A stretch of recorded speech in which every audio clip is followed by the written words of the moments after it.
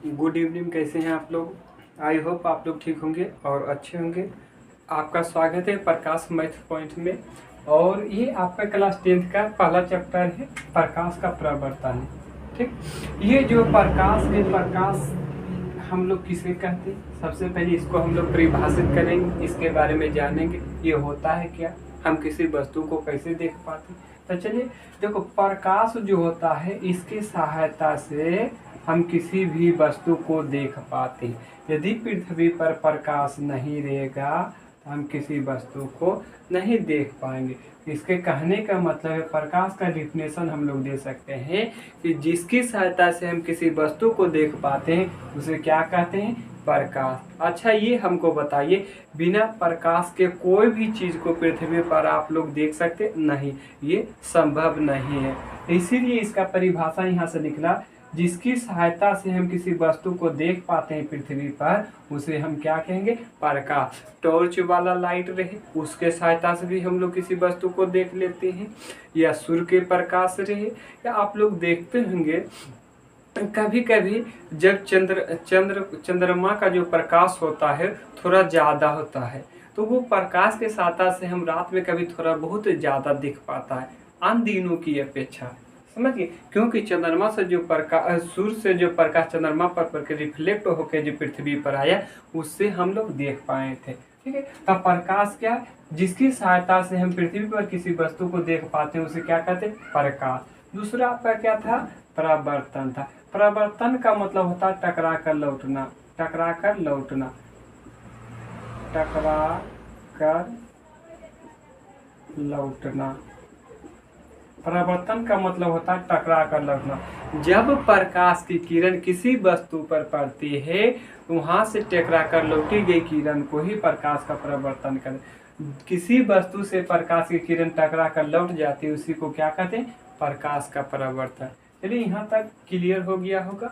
और इसके बाद क्या है? प्रकाश स्रोत है। क्या है? प्रकाश स्रोत। प्रकाश स्रोत। स्रोत का मतलब होता है निकलना। क्या होता है? निकलना। स्रोत का मतलब होता है निकलना। वे वस्तु जिनसे प्रकाश निकलती है उसे कहते हैं प्रकाश स्रोत। वे वस्तु जिनसे प्रकाश निकलती है उसे क्या कहते हैं? प्रकाश स्रोत कहते हैं। वैसे वस्तु जिनसे प्रकाश निकलती है उसे क्या कहते हैं? प्रकाश स्रोत। जैसे जलती हुई मोमबत्ती, जलती हुई मोमबत्ती, मोमबत्ती, जलती हुई दिया, जलती हुई दिया, टॉर्च हो गया,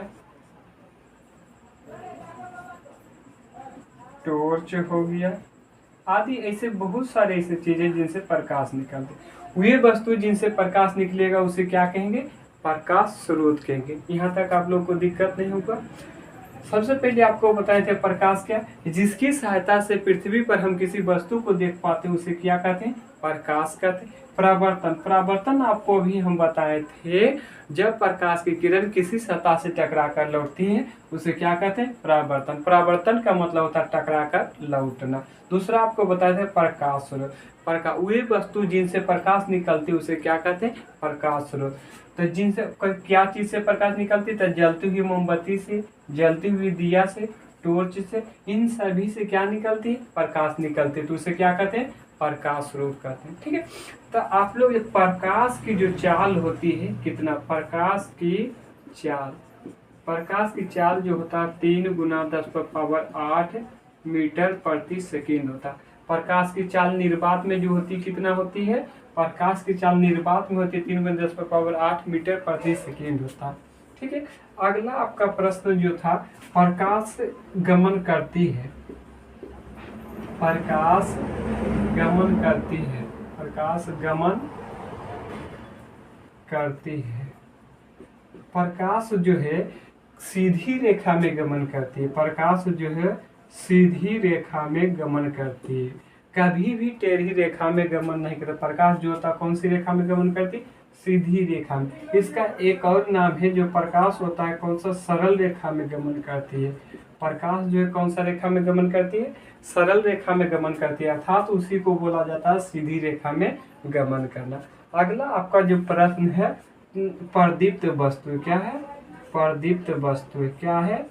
प्रदीप्त वस्तु वे वस्तु जो प्रकाश को उत्सर्जित करता है। उत्सर्जित का मतलब ही होता है निकलना।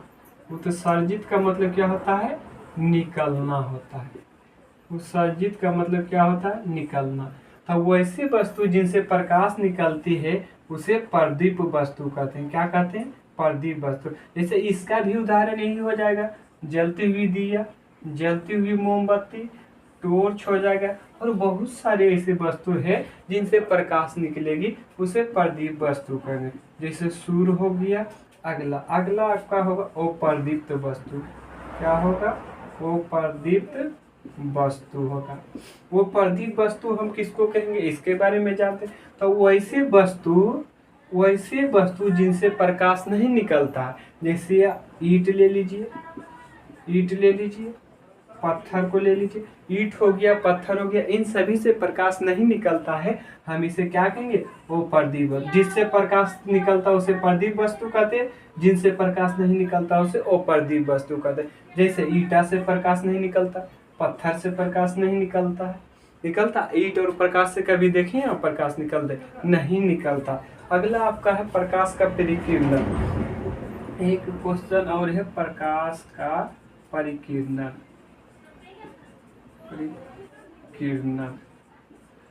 प्रकाश का परिकीर्णन क्या है? जब प्रकाश की किरण किसी भी सतह पर पड़ती है, मान लीजिए एक सतह ये है, ठीक है, ये एक सतह, जब प्रकाश की किरण इस सतह पर पड़ती है, जब प्रकाश की किरण किसी सतह पर पड़ती है या कुछ भाग को अवशोषित कर लेती है तथा बचा हुआ भाग को से प्रकाश को चारों तरफ एक समान रूप से फैला देने का काम करती है, उसी को क्या कहेंगे? प्रकाश का परिकीर्णन करें। जब प्रकाश किसी भी वस्तु पर पड़ता तो वह कुछ प्रकाश को सोख लेता और बचा हुआ प्रकाश को चारों तरफ एक समान रूप से फैला देने का काम करता है, उसे हम प्रकाश का परिकीर्णन कहते हैं। यहाँ तक दिक्कत नहीं होगा किसी को?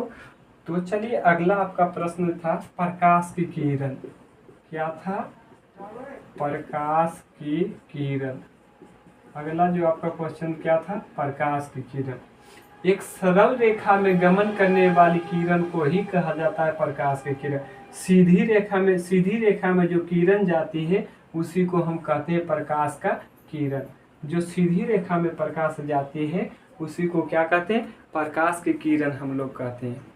ठीक है, यहाँ तक किसी को समस्या नहीं होगा। यदि आप लोग को दिक्कत होगा आप लोग पूछिएगा, कमेंट कीजिएगा, हम जरूर आप लोग को मदद करेंगे। चलिए यहाँ तक तो क्लियर हो गया। प्रकाश का परिकीर्णन कहाँ बताए थे? हाँ देखिए, प्रकाश की किरण, सीधी रेखा में चलने वाली प्रकाश को ही प्रकाश की किरण कहते हैं। चलिए अगला आपका प्रश्न है प्रकाश की किरण पुंज। प्रकाश का किरण पुंज।